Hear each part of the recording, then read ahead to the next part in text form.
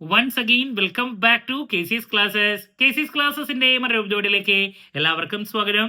This is Kiran CS. Kerala PSC state tax ഓഫീസറിന്റെ series നമ്മൾ continue ചെയ്യാണ്.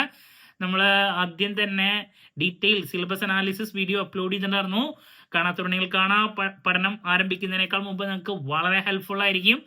ദെൻ കഴിഞ്ഞ ദിവസം സാലറി സ്കെയിൽ ചോദിച്ചിട്ടുള്ള കമന്റിന്റെ ബേസിൽ നമ്മൾ സാലറി സ്കെയിൽ പറഞ്ഞിട്ടുണ്ടായിരുന്നു. അതിനുശേഷം ഏറ്റവും കൂടുതൽ കുട്ടികൾ ചോദിച്ചിട്ടുണ്ടായിരുന്ന ഒരു ചോദ്യമാണ്, ഇതിന് മുമ്പ് നടന്ന എക്സാമിന്റെ കട്ട് ഓഫ് എത്രയാണ്? ഈ ഒരു മാറ്റർ ആണ് നമ്മൾ ഇന്നത്തെ വീഡിയോയിൽ ഇൻക്ലൂഡ് ചെയ്തിട്ടുള്ള. വീഡിയോയിലോട്ട് പോണേക്കാൾ മുമ്പ് പറയാനുള്ളത്, നമ്മുടെ സ്ഥാപനം Kerala PSC commerce and management relate ചെയ്തിട്ടുള്ള എല്ലാ പോസ്റ്റുകൾക്കും ഓൺലൈൻ ആയിട്ട് കോച്ചിങ് പ്രൊവൈഡ് ചെയ്യുന്ന സ്ഥാപനമാണ്.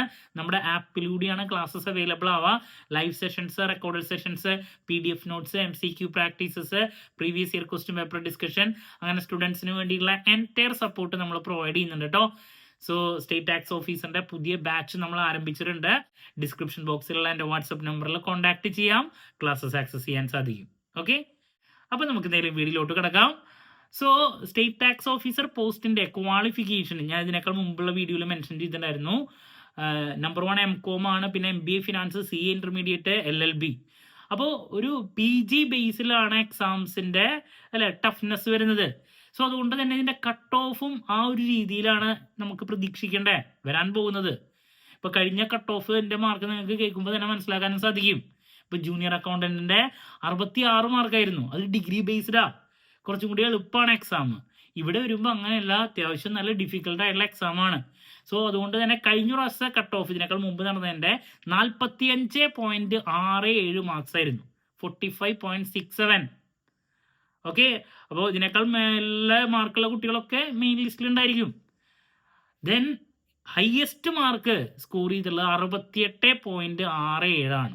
ഹയസ്റ്റ് മാർക്ക് ഇന്റർവ്യൂവിൽ മാക്സിമം സ്കോർ ചെയ്തിട്ടുള്ളത് 13 മാർക്കായിരുന്നു, 13 മാർക്സ്. അപ്പം ഇതാണ് ഇതിനേക്കാൾ മുമ്പുള്ള സ്കോർ എന്ന് പറയുന്നത്. അപ്പോൾ നമ്മുടെ ടോട്ടൽ സിലബസ് നോക്കിയാൽ തന്നെ നിങ്ങൾക്ക് ഏറ്റവും എഡ്ജുള്ള പോർഷൻസ് വെച്ച് നിങ്ങളുടെ പഠനം ആരംഭിക്കുക.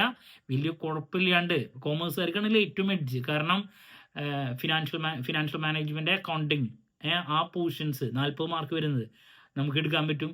ലോയിലത്തെ മെജോറിറ്റി പോർഷൻസ് കിട്ടും. GST ആവട്ടെ, അതല്ലാത്ത നമ്മൾ പഠിച്ചിട്ടുള്ള ലോ ഓഫ് കോൺട്രാക്ട്, അതൊക്കെ കിട്ടുന്നുള്ളതാണ്.